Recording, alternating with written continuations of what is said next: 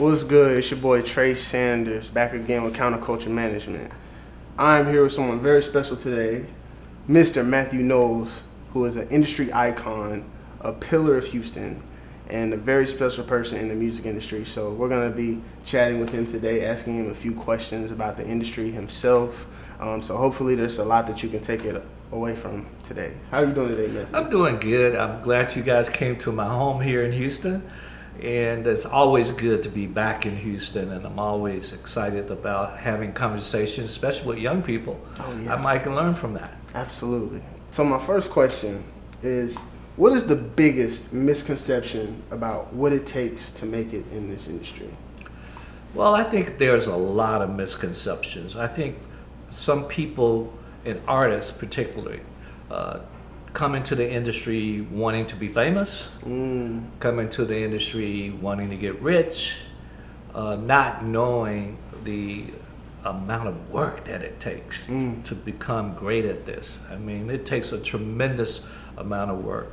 I think a lot of artists particularly think this is microwave success. You know, it takes somewhere between 6 to 7 years just to get your name out there from the day you start. And over the years, I've actually done research. It takes about 6.5 years from the day you start. And a lot of people, a lot of artists don't know that. They think this is overnight success, and it just don't work that way. You're gonna have failure. I guarantee you're gonna have failure. It's just part of the growth process. My next question I have for you today is, why do many artists that begin to get traction fall off once they've started receiving that momentum? Well, I think there's a lot of reasons, Trey, for that. Often they don't have the right team behind them. And often if you're just starting out in this industry and you see yourself on the screen for the first time, and then all of a sudden your friends are giving you all of this boost, and it goes to your head. It does that thing called ego sometimes, and sometimes ego is self-destruction. You know, I have a unique definition for ego. Ego is the anesthesia that deadens the pain of stupidity. I coined that, so don't try to use it. Oh, no, not. But that's what happens in this industry. It's sad that you see a lot of artists start and they don't continue the work ethics.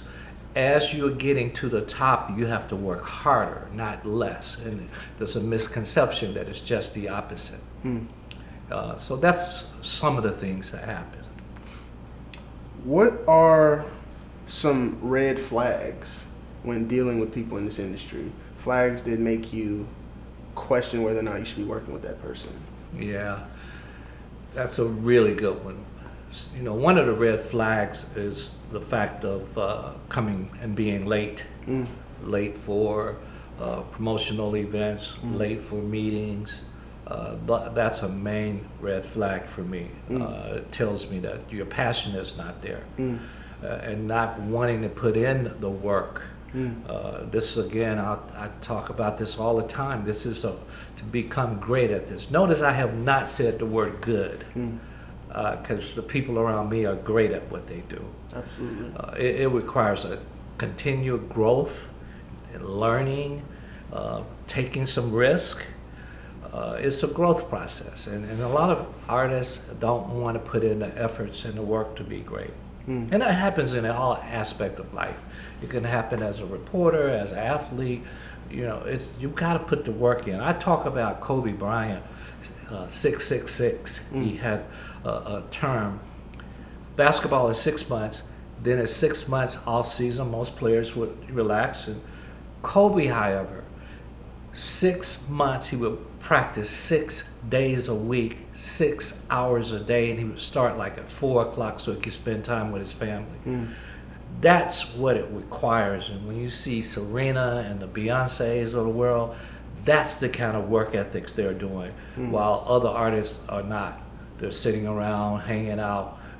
These great artists and athletes in any profession are putting in the work. Right. My next question is, there's been this whole controversy about Timbaland and him signing an AI artist. And I want to know what your take is on that, but more specifically, why do we see a lot of industry professionals who are supporting him and a lot of artists and creatives that don't support that? Well, I think it's too early to really understand the impact of AR in the music industry and entertainment, because we don't know yet who's going to own the intellectual property. So I could go to AI and say, give me the best love songs, and create a love song based on the best love songs. Well, it might get 1/100th of your song, 1/100th of somebody else's song, and then come up with a new complete song. But you took 1/100th. Right. And so we still don't know how that's going to work. And until we figure the intellectual property part of it, we're kind of in limbo. But change is always going to happen in the music industry and entertainment. When I got in the industry, we had cassettes. Then we went to, CD, and, now we're streaming. It's always going to be, evolution of how, and the technology will always change. So I'm not against it, but we do have to figure that one important aspect out. Have you ever had a moment where you proved someone wrong who was more established than you at the time? What happened, and how did that shape your perspective? I'm not about trying to prove someone wrong. I'm just about proving something right. A lot of people have great ideas, and they work and they move the needle. And I've been guilty of myself. Sometimes all of my ideas didn't work. So I'm not in the business of trying to prove someone wrong. I just don't do that. That's just not my style. That's just not me at all. When you were starting out, you've never had a moment where there was someone who was more established than you at that time, and you were right about something that they were wrong about. You've never had that type of moment before. Well, again, I guess our wording is different. When we first started out in the industry, we in our boot camps, we would study artists like Michael Jackson, like Mariah Carey, like Madonna, those artists that we felt were entertainers rather than singers. And it was a learning process. I went into the industry as a manager, understanding a different philosophy, that we weren't in the records business, we were in the branding business and building a brand for our artists. And understood marketing differently than the industry. And so those are some of the things that personally I had the opportunity to be an architect of Beyonce's career, and an architect of Destiny's Child and Solange and others. But again, I never took the approach of trying to prove somebody wrong. That's, again, just not my style. That's what's up. What is one systemic issue in the music industry right now that needs urgent change? Well, I think this has been an ongoing problem that needs urgent change. I think artists specifically need to understand some of the business part of it, because we're in the music business. It's not all about you. Right. People invest, and they need to get a return on their investment. I think artists need to understand the concept of 10,000 hours, that it takes 10,000 hours of practice to get to a place of greatness. And what's happening in today's industry, we're spitting out a lot of artists, because today is easier with the digital platforms that we have and streaming for you or anyone else to put a song up. And sometimes it's a misconception that 1 million streams and now you're famous. Well, 1 million streams is like $4,000, and you got to split that with other people. Right. So I think it's a misconception that new artists have of the overall industry and what's required, again, to be great at it. And there's got to be a sense of urgency of that.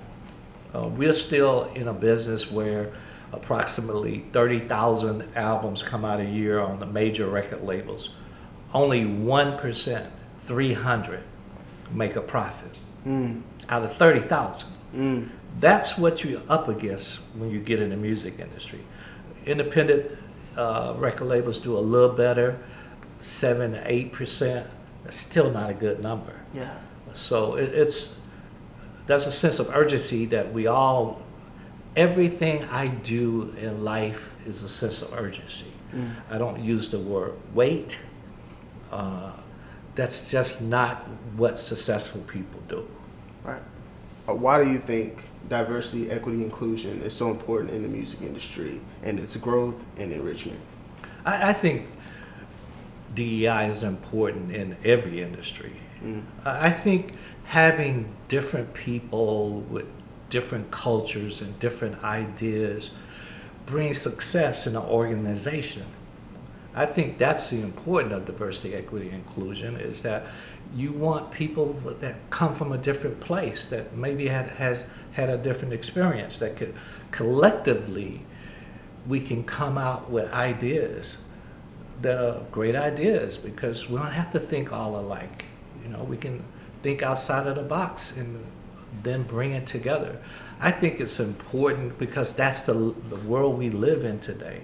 This is not a white man world anymore. Right. It's people of color.